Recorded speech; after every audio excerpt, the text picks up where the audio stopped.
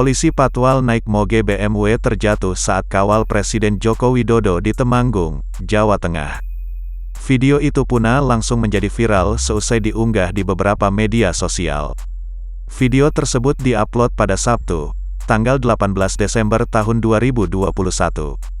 Pada video terlihat seorang polisi patwal sedang berhenti di pertigaan. Terlihat polisi tersebut mengendarai motor gede BMW R1200 GS. Saat ingin menanjak, tiba-tiba motor lompat-lompat dan sulit menanjak, seperti salah masukin gigi. Tak lama patwal yang naik BMW R1200 GS itu terjatuh. Untungnya aparat dan petugas yang berjaga di sekitar lokasi langsung membantu berdirikan moge BMW tersebut.